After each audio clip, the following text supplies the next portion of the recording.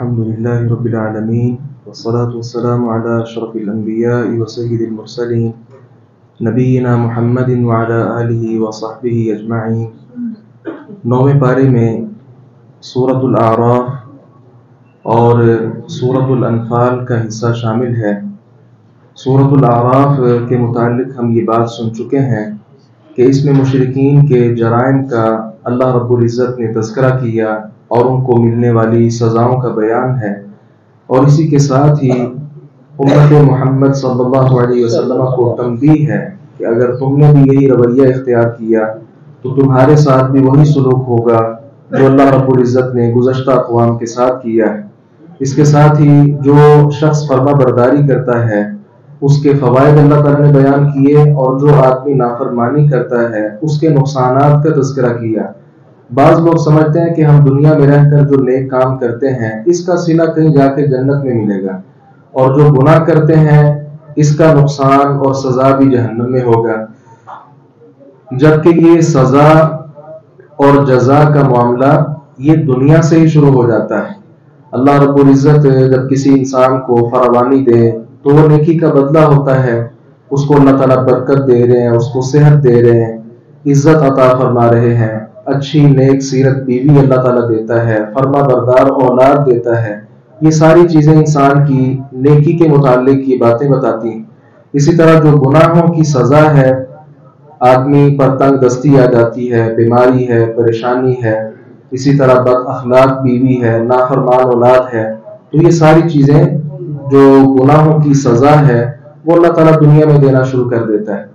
یہ جو برکت ہے، برکت اصل میں بڑا جو حوض ہوتا ہے اس کو کہا جاتا ہے عربی زبان میں۔ تو حوض آپ جانتے ہیں اس میں بہت زیادہ پانی جمع ہو جاتا ہے، تو برکت کا بھی یہی مطلب ہوتا ہے کہ انسان کے لیے بہت سی خیریں اللہ تبارک و تعالیٰ جمع فرما دیتا ہے۔ اس کے ساتھ ہی جناب موسیٰ علیہ السلام کا تفصیلی یہاں پہ تذکرہ ہے۔ موسیٰ علیہ السلام کو ایک تو بنو اسرائیل کی طرف بھیجا اور دوسرا فرعون کی طرف بھیجا تھا۔ موسیٰ علیہ السلام کی دعوت دو نقطوں پر مشتمل تھی۔ پہلی بات تو یہ تھی کہ اللہ تبارک و تعالیٰ کی توحید کو تسلیم کرو، اور دوسرا یہ تھا کہ بنو اسرائیل کو یہاں سے آزاد کر دو اور ان کا جو ملک فلسطین ہے انہیں وہاں جانے کی اجازت دے دو۔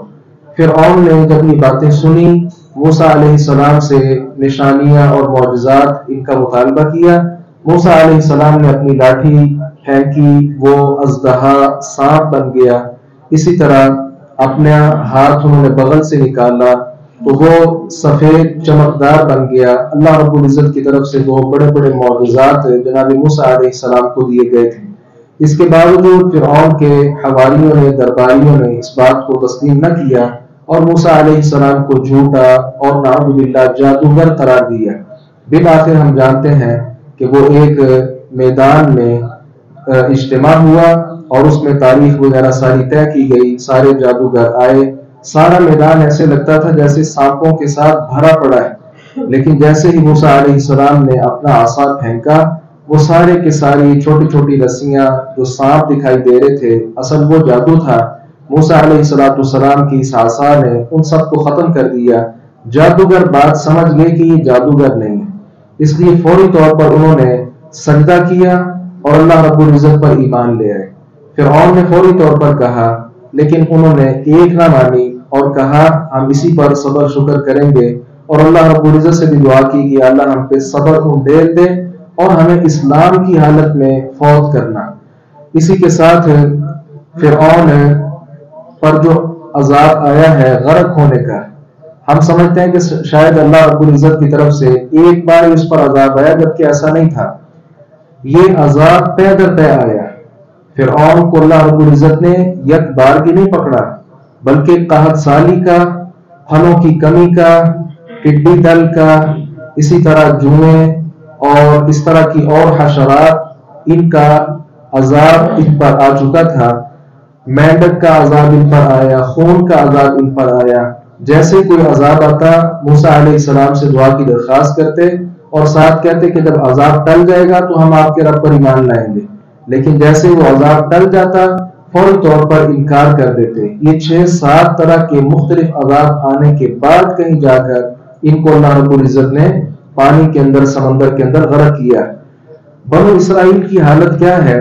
ایک طرف اللہ رب العزت نے فرعون کی غرق یابی انہیں آنکھوں کے سامنے دکھائی، اس کے باوجود چاہیے تھا کہ یہ مسلمان بن جاتے، صحیح معنوں میں اللہ رب العزت کے بندے بن جاتے، لیکن چونکہ ان کی قوم کے اندر، فطرت کے اندر کچھ ایسی چیزیں شامل تھیں، انبیاء کا قتل اور اسلام سے انحراف، یہ کچھ ایسی چیزیں تھیں، دریا پار کرنے کے ساتھ ہی کہنے لگے جس طرح ان کا معبود ہے ہمارے لیے بھی کوئی بنا دو۔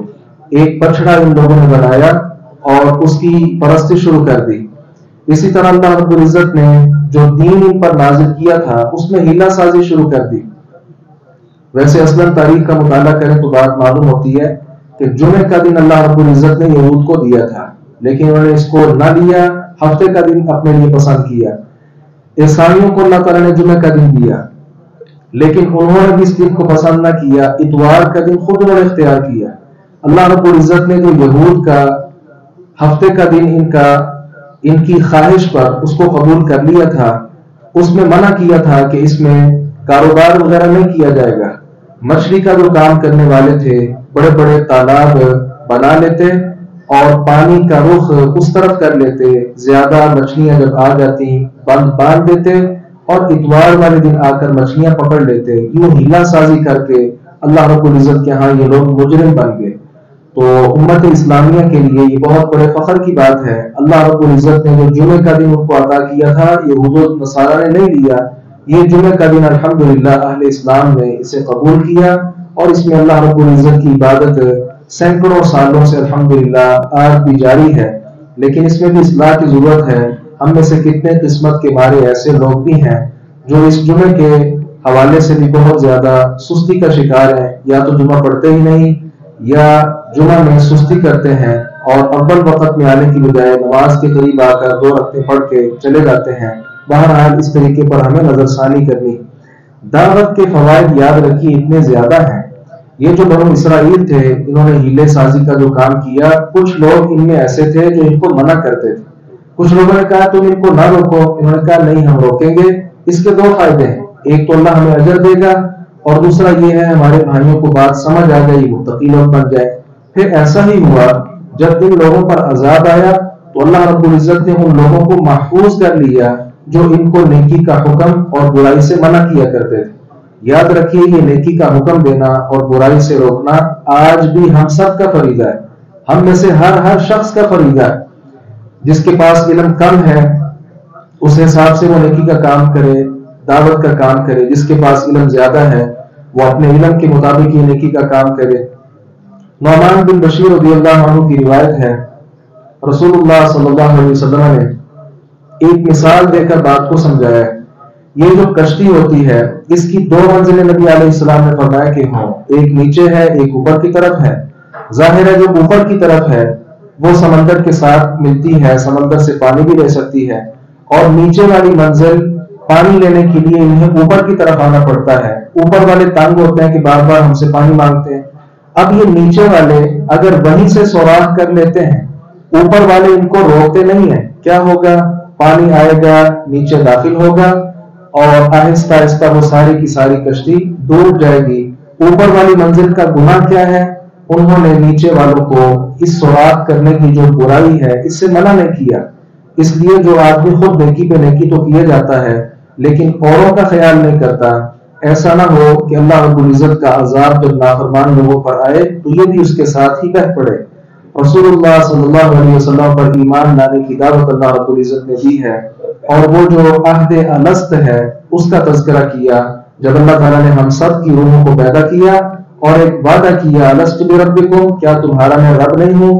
سب نے کہا بلا، کیوں نہیں، تو ہمارا رب ہے۔ اس لیے یہ دین اسلام کوئی نیا کوئی اچنبا دین نہیں ہے، بلکہ بہت پہلے ہم نے اس دین کو قبول کر لیا تھا۔ یہاں اللہ رب العزت نے ذکر کیا کہ میرے بہت اچھے نام ہیں، لہذا فدعوہ بہا، مجھے انہی ناموں کے ساتھ پکارو اور الحاد کا رستہ اختیار نہ کرو۔ اللہ تعالیٰ کے اچھے نام کیا ہیں؟ عموماً ہم جو 99 نام اللہ تعالیٰ کے سنتے ہیں یہ اللہ تعالیٰ کے اسماء الحسنی ہیں، ان کو یاد کرنا چاہیے، بلکہ صحیح بخاری کی حدیث ہے جو اللہ رب العزت کے 99 نام یاد کر لیتا ہے، حفظ کر لیتا ہے، اس حفظ کے ساتھ ہی اللہ رب العزت اس کو جنت کا داخلہ نصیب فرماتے ہیں۔ تو یہ جو جائز وسیلہ ہے، جائز وسیلے کی صورت ایک یہ بھی ہے، انسان دعا کرے یا اللہ تو بڑا رحمان ہے، مجھ پر بھی رحمت کر، یا اللہ تو بڑا رزاق ہے، مجھے بھی رزق دے۔ تو اللہ تعالیٰ کے جو نام ہیں ان کا وسیلہ ڈالنا چاہیے، یہ بالکل جائز، کیا یہ تو مستحب وسیلہ ہے۔ پھر ناموں کے اندر الحاد کی صورت سے اللہ تعالیٰ نے منع کی ہے۔ الحاد کے یہاں کئی طرح کے مفہوم مفسرین نے بیان کیے ہیں، جس کا ایک مفہوم یہ ہے کہ اللہ تبارک و تعالیٰ کا جو نام ہے اس کو بگاڑا نہ جائے۔ جس طرح اللہ تعالیٰ کا نام اللہ ہے، اس کو بگاڑ کر مشرکین مکہ نے اللہ بنا لیا۔ اسی طرح اللہ رب العزت کا جو نام عزیز ہے، اس کو بگاڑ کر انہوں نے عزا بنا لیا۔ اللہ تعالیٰ کا نام منان ہے، اس کو انہوں نے بگاڑ کر منات کر دیا۔ اور اللہ تعالیٰ کے ناموں میں کسی طرح کا بھی یا کسی ایک مفہوم یا معنی کا انکار کر دینا، یہ بھی الحاد ہے۔ یا یوں سمجھیں کہ اللہ تعالیٰ سننے والا ہے، ہم بھی سنتے ہیں، کوئی آدمی کہے میں اور اللہ نعوذ باللہ برابر ہو گئے، یہ بھی ایک الحاد کی صورت ہے۔ اس کے ساتھ نبی مکرم صلی اللہ علیہ وسلم غیب نہیں جانتے، اس کا اللہ تعالیٰ نے تذکرہ کیا۔ اور غیب جاننے کے حوالے سے دو چیزوں کا یہاں پہ تذکرہ ہے۔ جو شخص غیب جانتا ہو، پہلی بات تو یہ ہے اسے کوئی تکلیف نہیں پہنچتی، اور وہ آئندہ ساری کی ساری بھلائیاں اپنے نصیب میں کر لیتا ہے۔ تو یاد رکھیے نبی مکرم صلی اللہ علیہ وسلم کو ہر وقت خیر ہی نہیں پہنچی، بلکہ بس اوقات آپ کو تکالیف بھی پہنچی ہیں، اور سخت تکلیف کے ساتھ بس اوقات نبی علیہ السلام دو چار ہوئے، گھوڑے سے آپ گر گئے اور کافی دیر آپ صاحب فراش رہے۔ اسی طرح کئی دن تک یہ آپ صلی اللہ علیہ وسلم بستر پر ہی رہے۔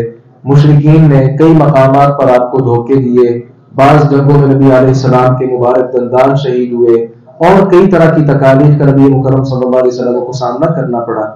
اولاد میں شرک کرنا اللہ رب العزت کے ساتھ، اس کا اللہ تعالیٰ نے تذکرہ کیا۔ اللہ تعالیٰ بیٹا دیتا ہے تو فوری طور پر دربار اور اسی طرح جو معبودان باطلہ ہیں، آدمی ان کو اندر لے آتا ہے کہ ان کے ساتھ میرا بیٹا ہوا ہے، انہوں نے ایسا کیا تو ہوا۔ اور ہم بھی اپنے ہاں دیکھتے ہیں بعض بچے ایسے جن کا نام رکھا گیا پیرا دتا، اور اس طرح کے نام کہ یہ فلاں پیر نے دیا ہے، فلاں پیر کا کرم ہو گیا۔ یاد رکھیں یہ شرک کی بدترین صورت۔ ہمارے ہاں شرک کی صورتیں مختلف ہیں، لیکن اصل شرک وہ ایک ہی ہے، وہ یہ بت نہیں ہے۔ اللہ رب العزت نے فرمایا کہ تم جنہیں پکارتے ہو یہ اصل اللہ رب العزت کے بندے تھے۔ تو اللہ تعالیٰ کے جو نیک سارے لوگ ہوتے ہیں، انہی سے شرک کا آغاز ہوتا ہے۔ یہ شرک کا آغاز کیسے ہوتا ہے؟ سالے نیک لوگ ہوا کرتے تھے، جب وہ فوت ہو گئے ان کی مورتیاں، ان کے مجسمے بنائے گئے جہاں وہ بیٹھا کرتے تھے۔ بالآخر آہستہ آہستہ نوبت یہاں تک پہنچ گئی کہ ان کی عبادت شروع ہو گئی۔ آخر میں اللہ رب العزت نے قرآن پاک سننے کے جو آداب ہیں ان کا تذکرہ کیا ہے کہ قرآن پاک جب پڑھا جائے تو اس کو خاموشی کے ساتھ سنا جائے۔ اس کے ساتھ ہی آگے سورۃ الانفال میں تھوڑی سی بات ہے، اور سورۃ الانفال ہم جانتے ہیں کہ یہ مدنی سورت ہے، اور اس میں جنگ بدر کا اللہ رب العزت نے تذکرہ کیا ہے۔ اس میں مختصر سی بات یہ ہے کہ اہل اسلام جب مکہ میں رہے، مکہ میں جتنے سال رہے 10 سال مشرکوں کا ظلم سہتے رہے، برداشت کرتے رہے، لیکن ہاتھ اٹھانے کی اللہ تعالیٰ نے اجازت نہیں دی تھی۔ مدینہ جب آ گئے اس کے بعد بھی انہوں نے کئی طرح سے اہل اسلام کو پریشان کرنے کا سوچا، اور کئی بار پریشان کیا بھی۔ اگر بعض لوگ مدینہ سے مکہ عمرہ کی نیت کے ساتھ بھی آئے تو احرام کی حالت میں یہ جو صحابہ کرام آئے تھے ان کو حرم کے اندر انہوں نے بہت زیادہ پریشان کیا۔ ایک بار ایسا ہوا انہوں نے اپنا تجارتی قافلہ بھیجا، یہ غالباً شام کی طرف ان کا تجارتی قافلہ جاتا تھا۔ رسول اللہ صلی اللہ علیہ وسلم نے یہ سوچا کہ چونکہ یہ قافلہ جنگی ہتھیار لینے کے لیے ہے، اس لیے ہمیں چاہیے کہ ہم اس قافلے پر حملہ کریں تاکہ ان کا جنگ کا جو پلان ہے اس کو ختم کر دیا جائے۔ ہوا یہ کہ آپ صلی اللہ علیہ وسلم کچھ لوگ لے کر تشریف لائے۔ اس طرف خبر پھیل چکی تھی مکہ میں، یہاں ابو سفیان اپنا لشکر لے کر آیا، 1000 کی تعداد میں مسلح لشکر، اور اللہ رب العزت چاہتے تھے کہ یہاں جنگ ہو اور معرکہ حق و باطل ہو، اس لیے جنگ بدر کو الفرقان بھی کہا جاتا ہے۔ حق واضح ہو گیا اور باطل واضح ہو گیا۔ تو اللہ رب العزت نے یہاں یہ سبق دیا کہ جس طرح گزشتہ اقوام تھی، تو یہ آپ صلی اللہ علیہ وسلم کے جو صحابہ تھے، آج بڑا آسان ہے صحابہ کرام پر تبرہ کرنا، لیکن دیکھیں صحابہ کرام مدینے سے نکلے ہیں صرف ایک قافلے کو لوٹنے کے لیے، لیکن وہاں ایک جنگ کا اعلان ہو جاتا ہے. صحابہ نے یہ نہیں کہا نبی آپ جاؤ اور آپ کا رب جا کے جہاد کرو، ہم تو واپس جا رہے ہیں، جس طرح موسیٰ علیہ السلام کے درباریوں نے کہا تھا. ایسے نہیں کہا، بلکہ انہوں نے کہا کہ اللہ رب العزت کا چونکہ یہ حکم ہے لہذا ہم اس پر پوری طرح تیار ہیں.